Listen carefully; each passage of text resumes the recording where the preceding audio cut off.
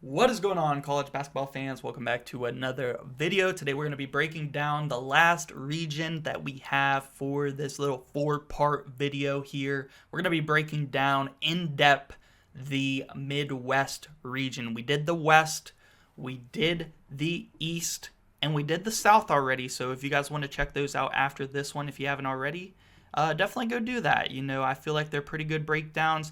These aren't telling you exactly how to fill out your brackets or anything, but it will tell you some of the teams that I think are most likely to upset the ones before the Elite Eight and before the Final Four, because sometimes it is hard to find those matchups that you really feel good about over the one seeds and just, have some fun making your bracket. Ultimately, I want you guys to fill out your bracket how you think things are going to happen. Have some fun with it though.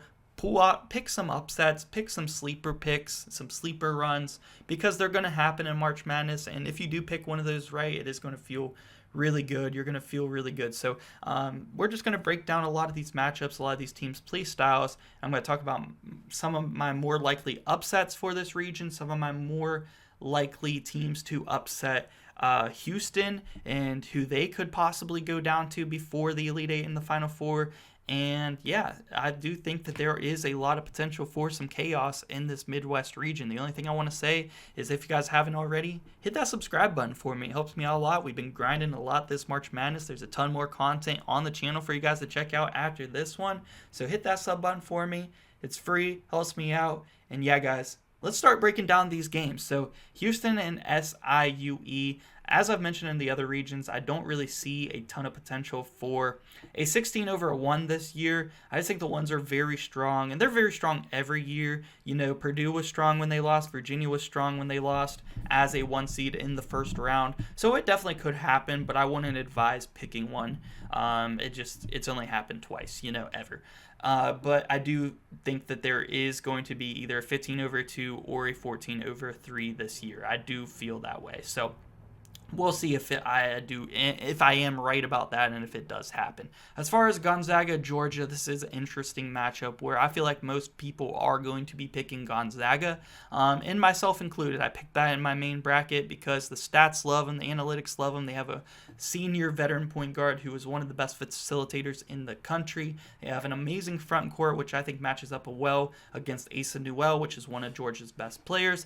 And yeah, it's going to be Silas DeMary and Blue Kane. They're going to need their guards who have really stepped up lately. And Georgia's like kind of an underratedly, I wouldn't say super hot team heading into the tournament, but they definitely started playing better towards the end of the year. And I would say that they're a warm team heading into the tourney and one to look out for. This could be one that breaks a lot of people's brackets in round 1 if Gonzaga just goes out in the round of 64, because I do think it is possible. So I would say if you are a person like me who is making a lot of brackets, try to make 1 or 2 at least with Georgia, because it is a possible upset, but I am on the side where most people are, and I do favor Gonzaga in that matchup because they do have 3 really good front court players. They got Braden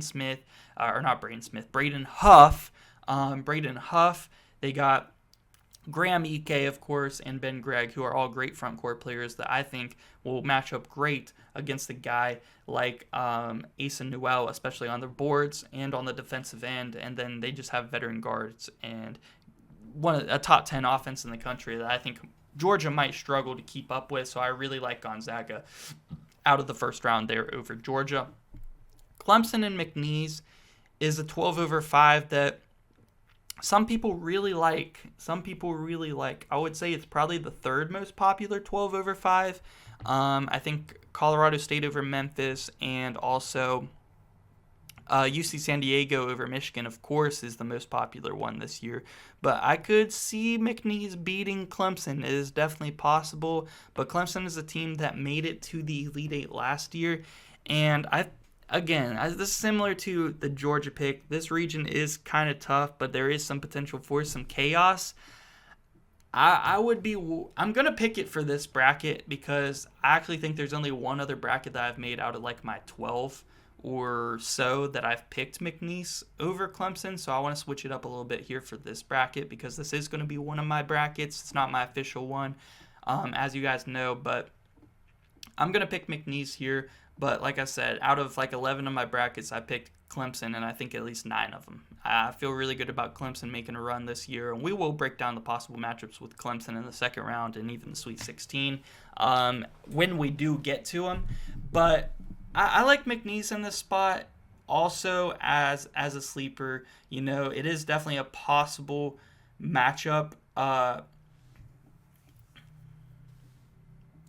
It is definitely a possible upset for McNeese to do. I think that it was a bad matchup for them against Gonzaga last year. Is this a better matchup? That's where I kind of worry about, you know. I can definitely see it happening, but I think the veterans on this Clemson team who made it to the Elite Eight just last year and are back, and Chase Hunter is a super clutch player as well who can be a closer for this Clemson team. Like I said, I think it's possible. I think McNeese is going to play a good game. They're going to play it close, but I would pick Clemson more times than not over McNeese, but we will go McNeese here. Purdue and High Point. High Point, I probably picked High Point over Purdue more than I picked McNeese over Clemson. I'm going to go with Purdue this time. I feel like this is definitely the most popular 13 over 4. And a lot of people will pick at least one of those in their brackets. I did in mine. It wasn't this one.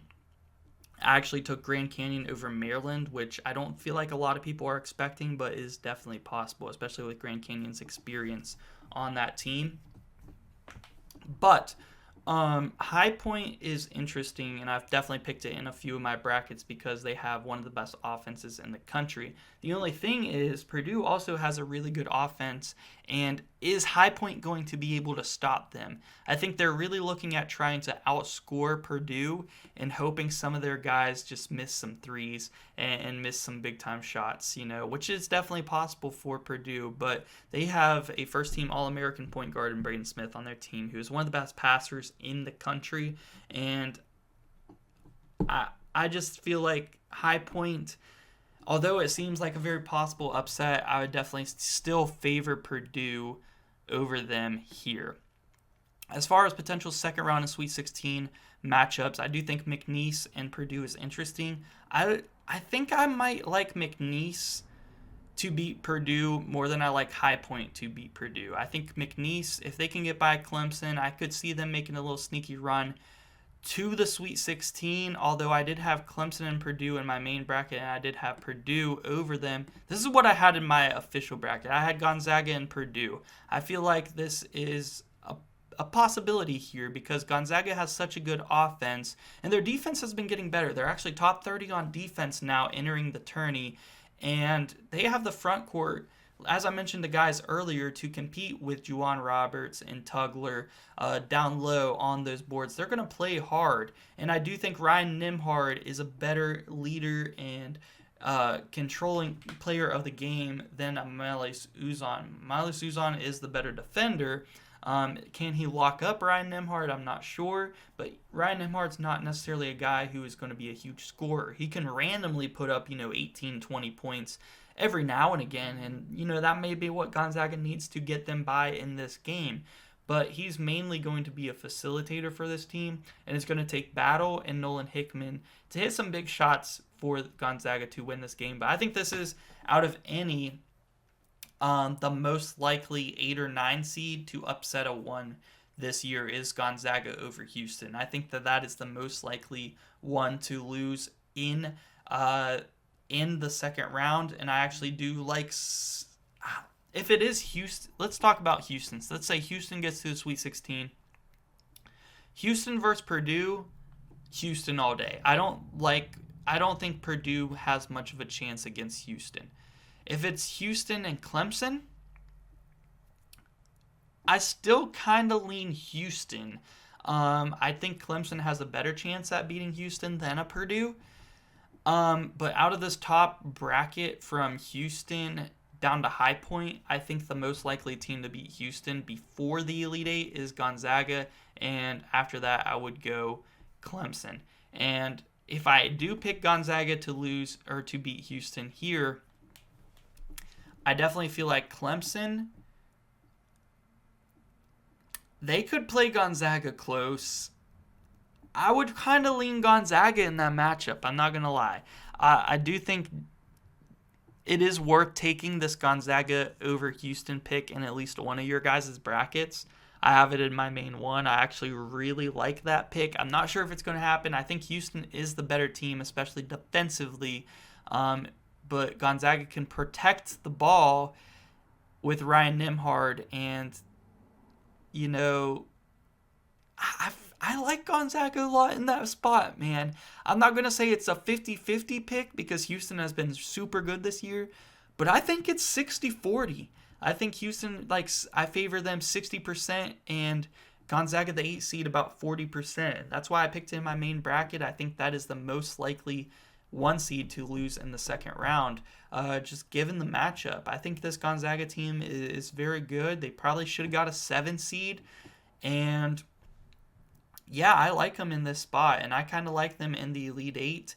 I do think Purdue could pose a little bit of a threat to them. They got TKR down low, Braden Smith versus Ryan Nembhard. I could see Purdue possibly getting by there, but I like Gonzaga to the Sweet 16 a lot, guys. And I'm gonna go with Houston this time, and let's go ahead and take Clemson as the 5 seed to get to the Elite Eight again for the second year in a row.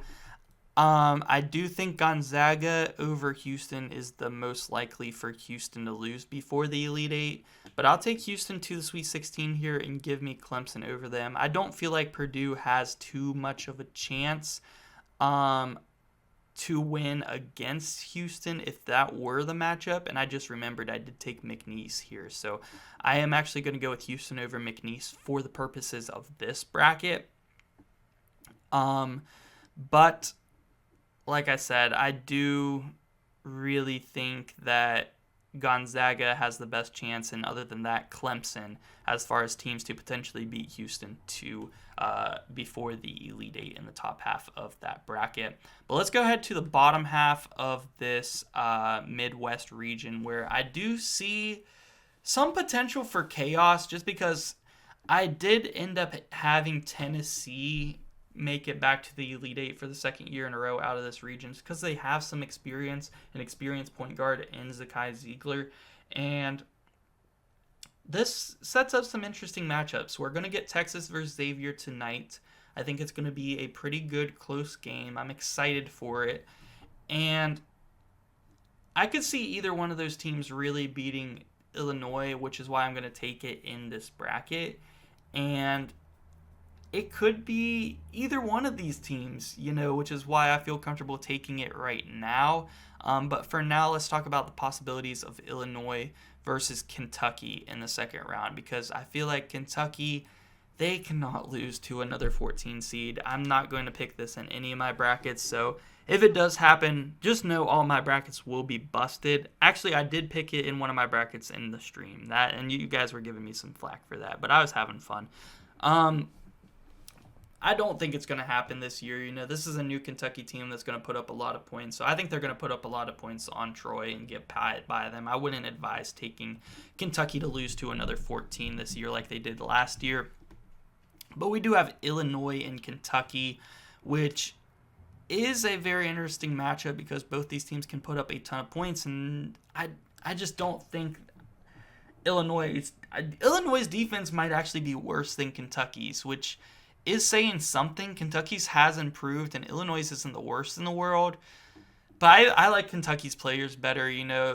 Illinois' got some young guys that are really handling the rock and could turn the ball over.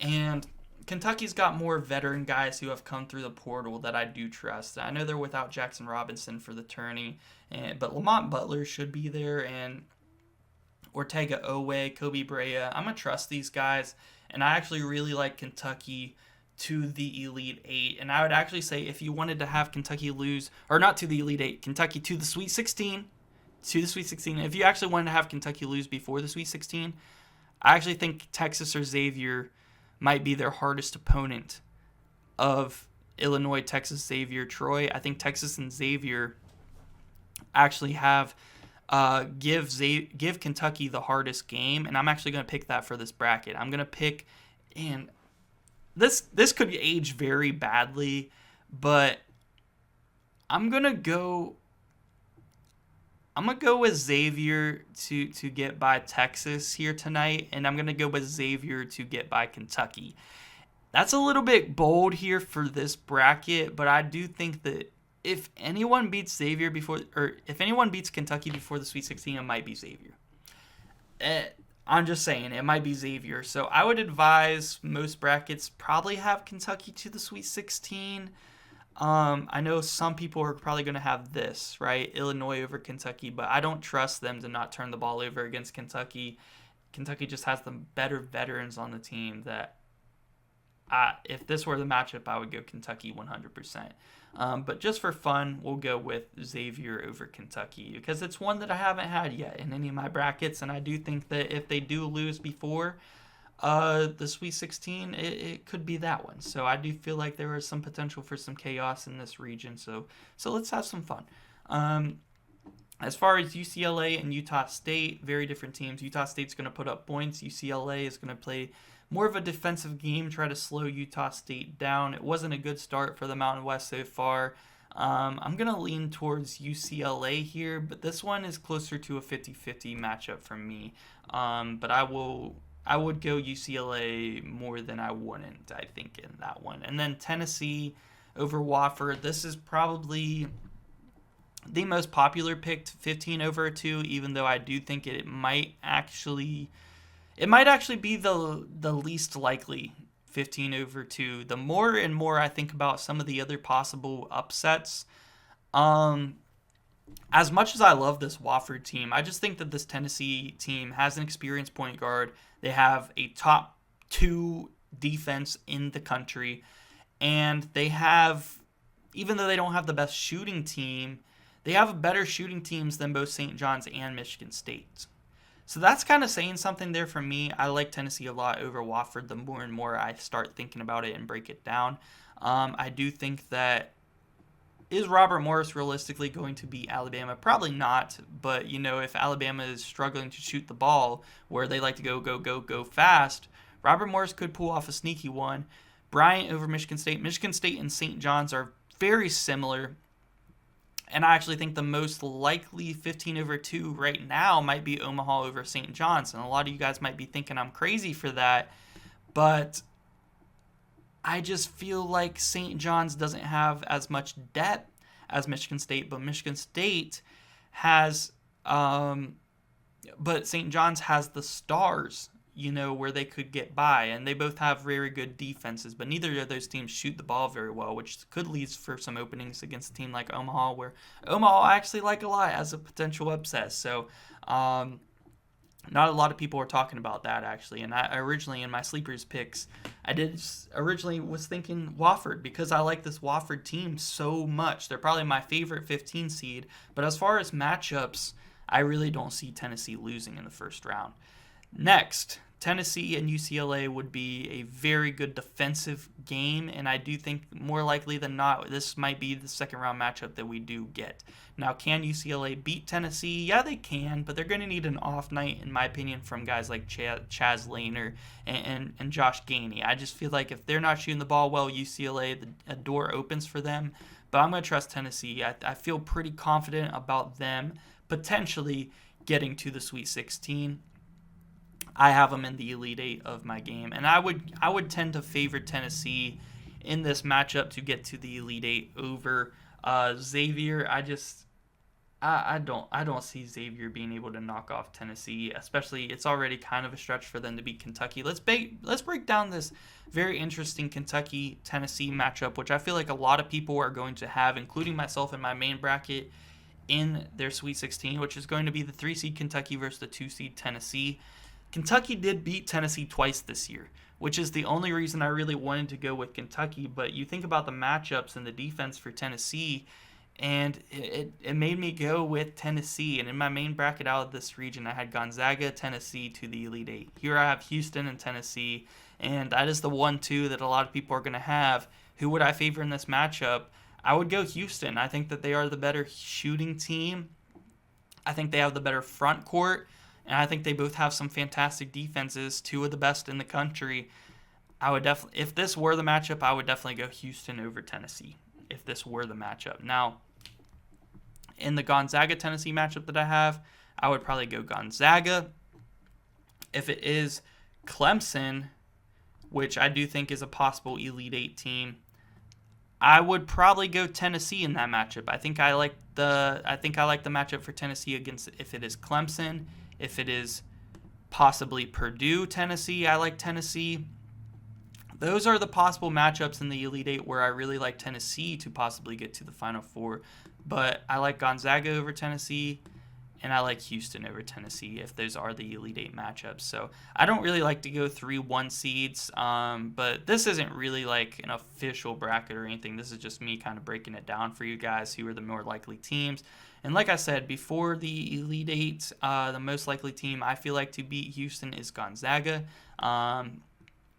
As far as out of the entire region in itself, as far as who can beat Houston in the Elite Eight, honestly, it might be Kentucky, and that's just because they play two very dissimilar types of games, where if Kentucky just comes in and scores a bunch of points, they could get by Houston. And honestly, it's Kentucky and Gonzaga as far as teams that I feel like could beat Houston, as far as if Houston does not make the Final Four out of this region. I do like Houston a lot to beat Tennessee if that is the matchup. And other than that, down in this bottom part of the region, I feel like this is the weakest. From Illinois down to Wofford, I feel like that's the weakest part of this entire March Madness bracket.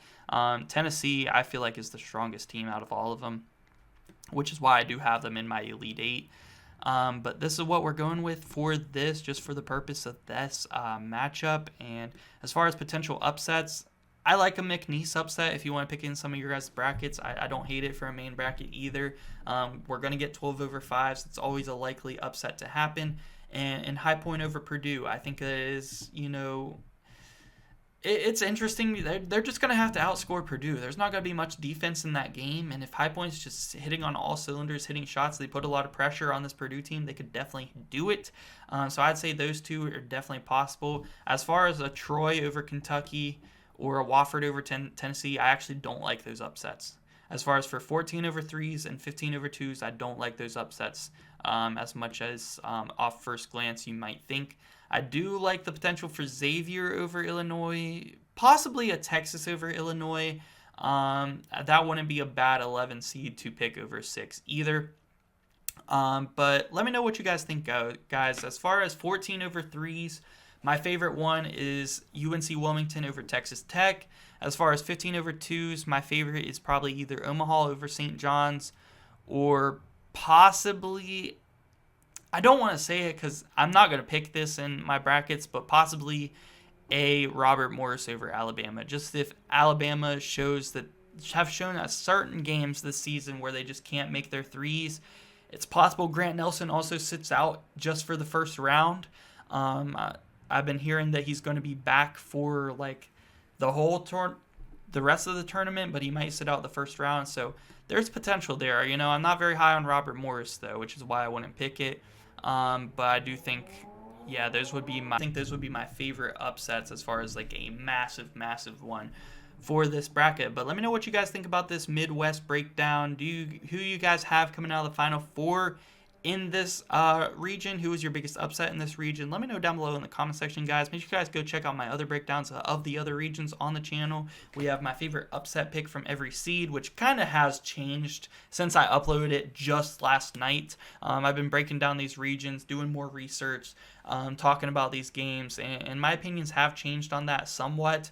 But it is still, a good watch. And if you guys want the March Madness Championship formula, which teams historically can win the championship this year, that is up on the channel as well. And of course, my official bracket predictions is up on the channel. I want to give you guys a big thank you for that video because if you guys are watching this long into the Midwest bracket breakdown, I know you guys are super real supporters, so I want you guys to comment down real if you guys made it to this point in the video, and I'm gonna heart your comment because that shows me that you're a real supporter, and I want to thank you guys so much for all your support through this March Madness. It has been our biggest year here on YouTube.